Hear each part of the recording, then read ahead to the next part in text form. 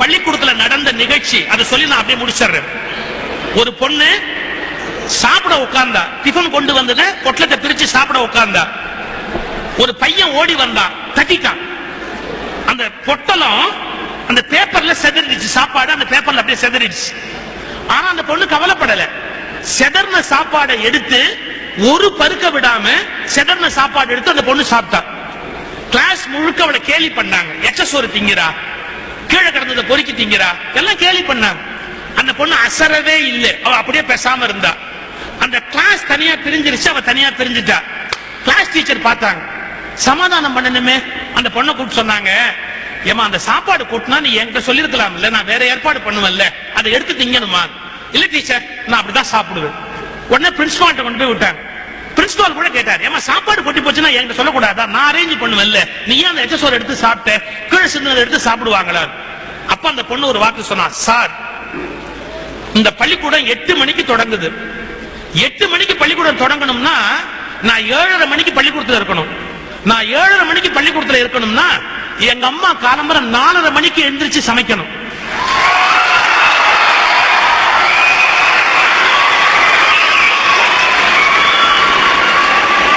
அவங்க 4:30 மணிக்கு எந்திரிச்சு நான் சாப்பிடணும்னு எனக்காக அக்கறை எடுத்து ஒரு சாப்பாடு தயார் பண்ணி அதை கொடுத்திருக்கும் போது அந்த சாப்பாடை என் உயிர் போனாலும் என்னால கீழே கொட்ட முடியாது சார். அது எங்க அம்மாவை அவமதிச்சதா.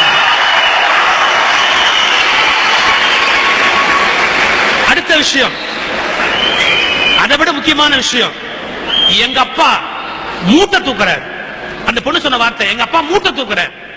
அவர் மூட்டை தூக்கி காசு கொண்டு வந்து எங்க அம்மாட்ட கொடுத்தாதான் எங்க அம்மா அரிசி வாங்கி எனக்கு கொண்டாந்து கொடுக்க முடியும். எங்க அப்பா வியர்வை முத்து தான் எங்க வீட்டுல அரிசி முத்தா மாறி எங்க இலைக்கு வருது.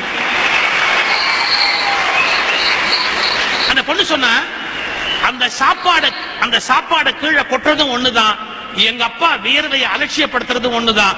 எங்க அப்பாவை என்னால அலட்சியப்படுத்த முடியாது.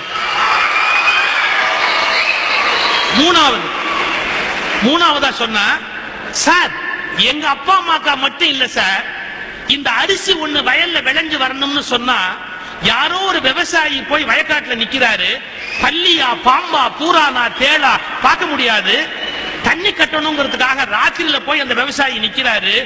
அப்படி பாடுபட்டு ஒரு விவசாயி உண்டு பண்ண ஒரு அரிசியை கூட வீணாக்குற உரிமை எனக்கு இல்ல.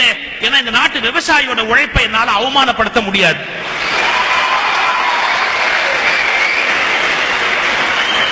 இதை கேட்ட உடனே நான் கற்பனையில சொல்லல, நான் சொன்ன சம்பவம் கற்பனை இல்ல.